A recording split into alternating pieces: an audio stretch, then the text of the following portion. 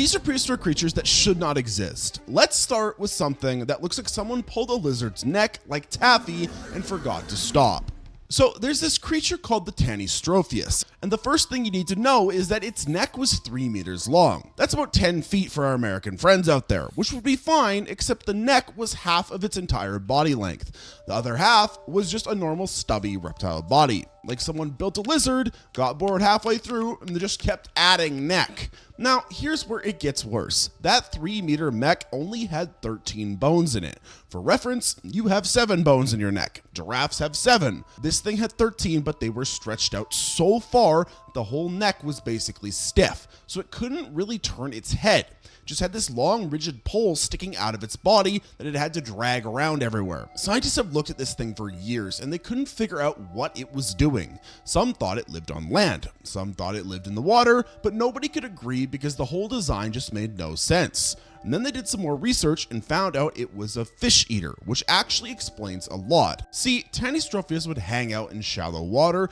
and just stay completely still. Its body would be hidden under the surface, and it'd stick out that ridiculous neck out towards fish. The fish wouldn't see it coming because the neck was so thin and the head was so small, and then boom, Tanystropheus would snap its jaws shut, and then that was lunch. So this thing basically turned itself into a biological fishing pole, which works great in water. On land though, it was just walking around with a 10-foot neck that couldn't really bend, which is absolutely terrible design for literally anything else. And that's probably why it's not around anymore. Let's move on though. When you think about it, most creatures that can fly use their front limbs. But this creature said they're not going to do that. Birds use their front limbs to fly, bats use their front limbs to fly. Pterosaurs use their front limbs to fly. Every single flying thing uses its front limbs for wings because that's just how flying works. Except Sharovipteryx looked at that and decided to do the complete opposite. This thing had wings on its back legs. Not its front legs, but its back legs. The membrane stretched between its hind legs and tail and made a triangle shape. Scientists call it a delta wing because it looked kind of like a paper airplane.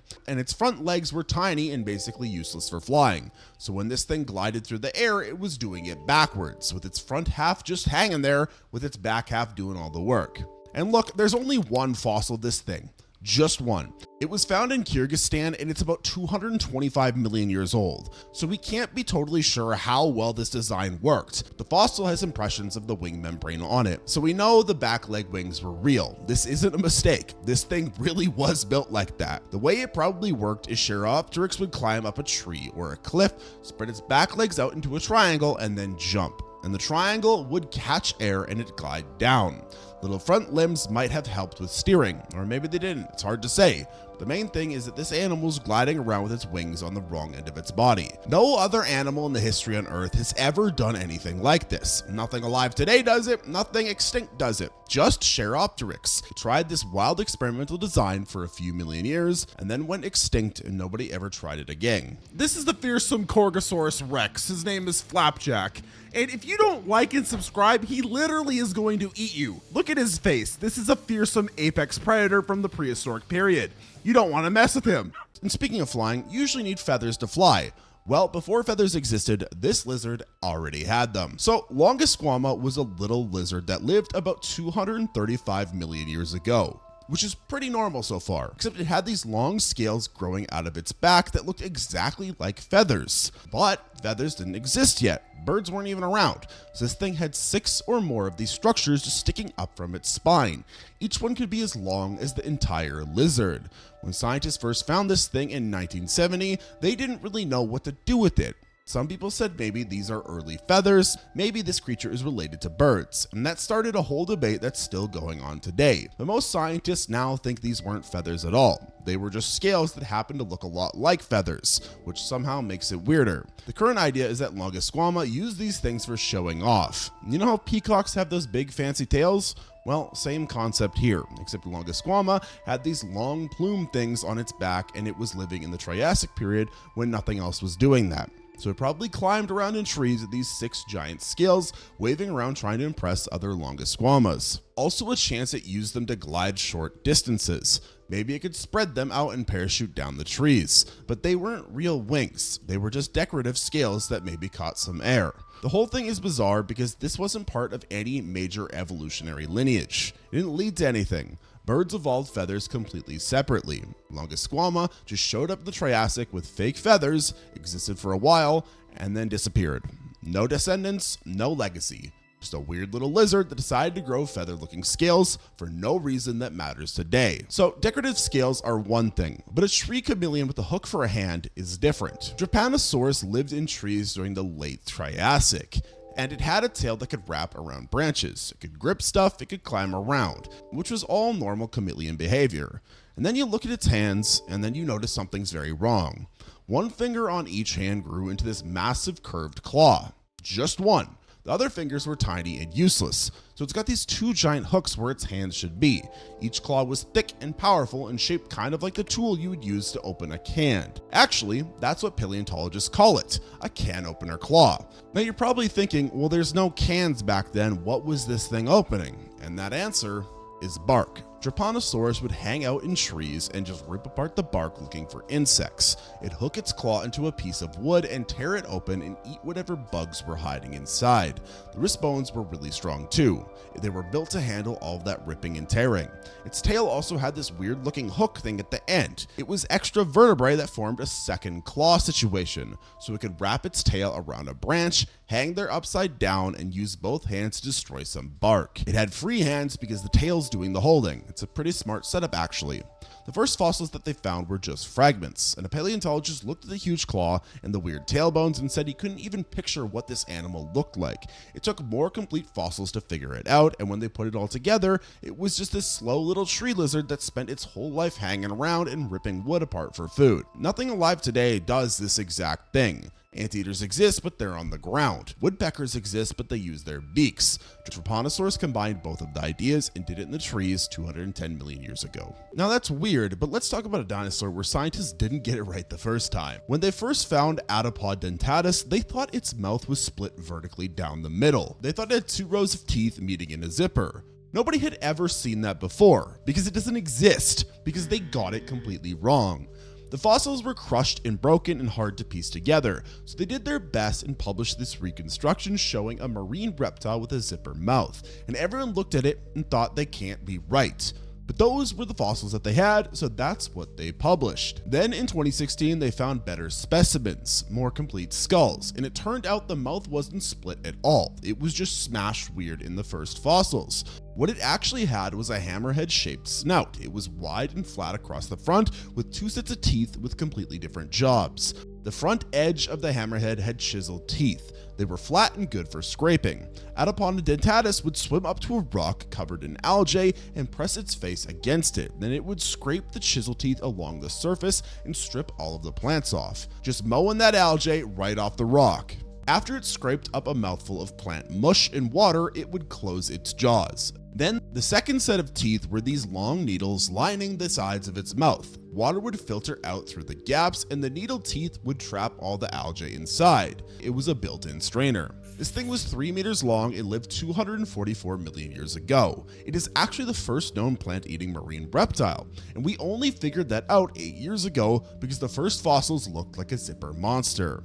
The name means unique arrangement of teeth, which is pretty damn accurate, but they named it that when they thought it had a zipper mouth, so the name's right for the wrong reasons, even though it still has quite a strange mouth setup. And speaking of weird looking sharp pointy things like teeth, there's a dinosaur with claws longer than swords. Therizinosaurus was a theropod, which is the same group that includes the T-Rex and Velociraptor, the meat eaters, the predators, and Therizinosaurus had the longest claws of any animal that has ever lived. They were nearly 70 centimeters long, which is over 2 feet.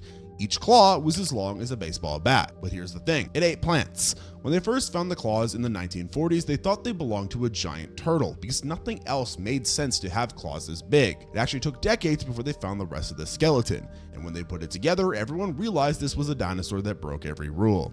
It was huge. In fact, it was over 7 meters long, Weighed about 5 tons, but instead of being fast and sleek, it was slow and pot-bellied. It had a long neck with small teeth, and its teeth were shaped for eating leaves. The whole thing just looked wrong. It was basically a theropod that gave up hunting and just started eating salads. In fact, those giant claws weren't for killing. They were for pulling branches down, reaching up into trees and hooking the foliage and dragging it close enough to eat.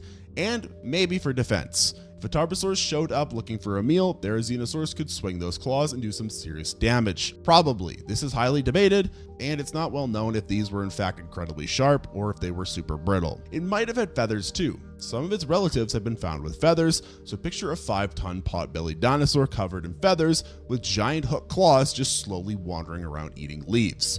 That's Therizinosaurus. It's basically a giant murder chicken. The name means scythe lizard because the claws look like scythes, which are farming tools. It's pretty accurate. This thing was basically a gardener, just a really big one with weapons for hands, and it survived until the end of the Cretaceous doing this, by being a giant peaceful plant eater in a family full of killers. But if you think that's odd, wait until you see the dinosaur that tried to be a crocodile. Spinosaurus is the biggest carnivorous dinosaur that has ever existed. It was longer than T-Rex and heavier too, and it spent most of its time in the water eating fish, which dinosaurs weren't really supposed to do. Everything about this is wrong for a dinosaur. It had a crocodile skull. It was long and narrow with conical teeth, perfect for catching slippery prey. Its back legs were short, and they were not built for running on land. And then there's the tail.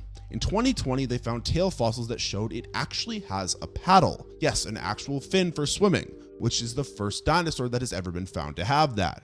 The sail on its back was also huge. Some of the spines were over a meter tall, sticking straight up. It could have been used for temperature control, could have been used for showing off to other Spinosauruses. It could have helped it stay stable in the water. Nobody's totally sure, but it was definitely there and it was definitely massive. Here's what probably happened. Spinosaurus would wade into rivers and swamps and use the paddle tail to swim around. Its nostrils were high up on its snout so it could breathe while most of its head was underwater, and it would hunt giant fish. We know there were huge fish in its environment, some as big as cars. So Spinosaurus would snap them up in its crocodile jaws and that was dinner. It might have walked on all fours in shallow water too. The limb proportions are weird enough that some scientists think it spent time on 4 legs, which is wild because theropods don't usually do that. They found the first Spinosaurus fossils in 1912, but it took over 100 years to figure out it was actually a swimming dinosaur. Early reconstructions just showed it standing upright with a sail, normal theropod dinosaur stuff. Now we know it was doing something no other big dinosaur did, living in the water. So dinosaurs doing weird stuff is one thing, but the pterosaurs took it further. You know what's really weird? Flying reptiles. Pterosaurs. Fine, we accept that, we've heard of it by now. And then you got Nyctosaurus, which had a head crest longer than its entire body, shaped like antlers. Why? Just why? Well, this thing's wingspan was about 2 meters, which is a normal size for a pterosaur, but the crest on the back of its skull was nearly 2 feet tall. It had 2 long bony spines forming a Y shape, one going straight up and one going back, and it was just bone. No membrane, no skin flap. Just 2 giant antlers sticking off of its head while it tried to fly around. Scientists thought maybe there was a sail stretched between the prongs. At least that would make some sense and give it a purpose. But the evidence says no, it was just bare bone. An ornament, dead weight, something it had to carry around for no practical reason. So why have it then? The best guess is showing off. Mating displays. Look at my giant head antlers. I'm clearly the best Nyctosaurus. All the ladies would see these things from far away and make their choice. Or it helped with species recognition. Hey, that's another Nyctosaurus. I can tell by the ridiculous antlers, I'm gonna hang out with them. The rest of it was pretty normal. It was toothless, streamlined, and it flew over warm seas and caught fish, which is pretty standard pterosaur behavior. The whole time it's got this massive forked crest catching wind and adding drag and making everything harder. And it worked, but it shouldn't have. They survived for millions of years with these things, so clearly it wasn't that bad to have. The mating advantage must have been worth it. Evolution decided that having a huge flashy billboard on your head was more important than being aerodynamic. In fact, there were lots of pterosaurs with crests. Daeodon had one, but Nyctosaurus took it to a level that just seems excessive. Nobody else went that far, but at least it could actually fly though. Now let's talk about the creature that people once confused for a snake, but was actually a whale. They found these bones in Alabama in the 1800s. It had a long vertebrae, really long. In fact, it was stretched out way more than normal, and at first they thought it was a sea serpent, a giant marine reptile. That's why they call it Basilosaurus, which means king lizard. Except it wasn't a lizard. It was a whale that was 60 feet long and shaped like a snake, which is not how whales are supposed to be shaped. Modern whales are thick, stocky, and powerful. Basilosaurus was thin and bendy and moved through the water by wiggling its whole body, like a snake. But if you looked closely, you would see that it still had tiny back legs. They were useless for walking, but they were still there, a leftover from when whales lived on land. You could look at a Basilosaurus skeleton and see the little leg bones just hanging off the back, half doing nothing. Evolution hadn't gotten rid of them yet. The skull was narrow and filled with sharp teeth. It ate fish and sharks and smaller whales. There's fossil stomach contents that prove this. It was a top predator 40 million years ago in the Eocene, swimming around in warm shallow seas, just being 60 feet of serpent whale. Instead of using a tail fluke to swim, it undulated. It moved its whole spine side to side, more like an eel than like a dolphin. The vertebrae were dense and heavy to help with buoyancy. It probably swam slow most of the time and then struck fast when something got close. People in Alabama used to think the fossils were from sea monsters.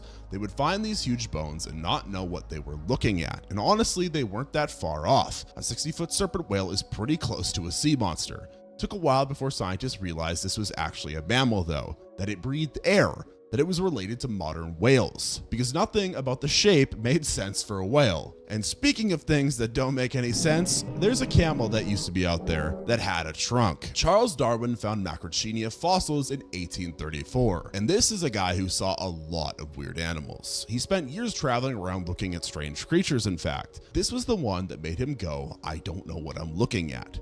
It had a long neck, long legs, and looked kind of like a llama or a camel at first glance.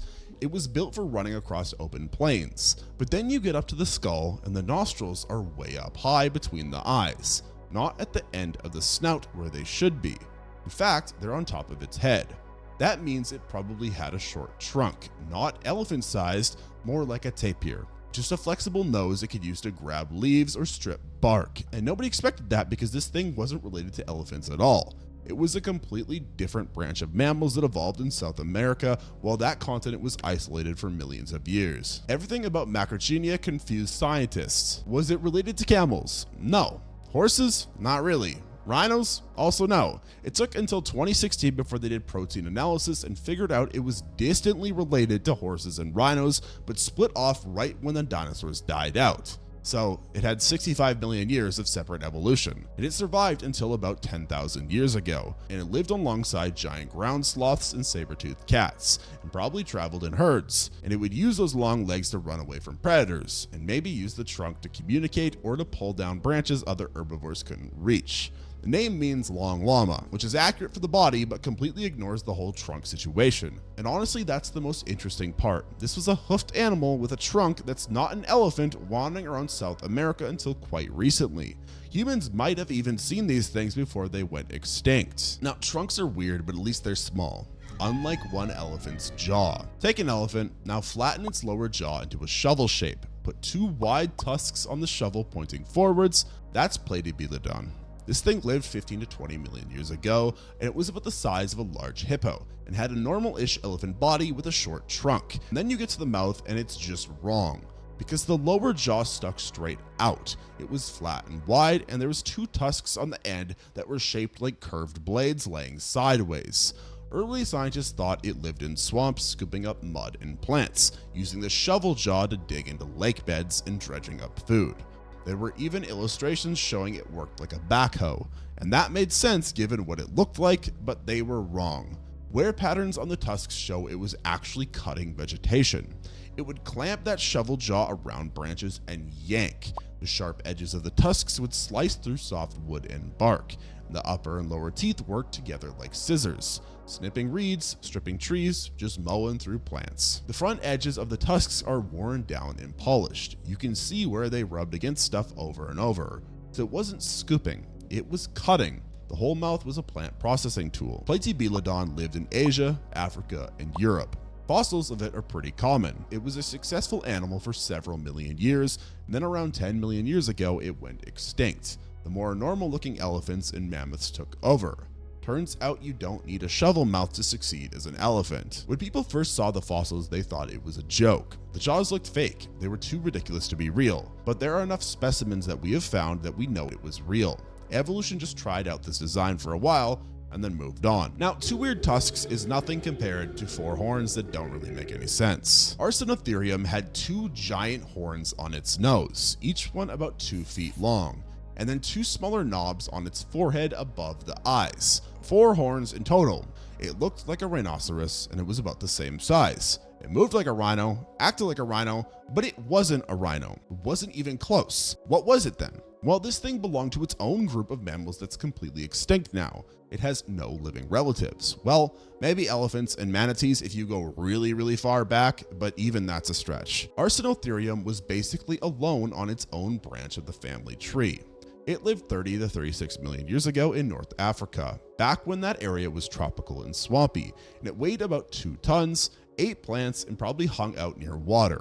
And it used those big horns for defense and for fighting other Arsinoitheriums. The horns were real bone covered in keratin, not like rhino horns, which are all keratin. These had a bony core, and they were more permanent and couldn't break off. Males probably locked horns and shoved each other around to see who was stronger, and any predator trying to attack would have to get past 2 giant spikes. There weren't many predators big enough to threaten a full-grown Arsinoitherium anyway.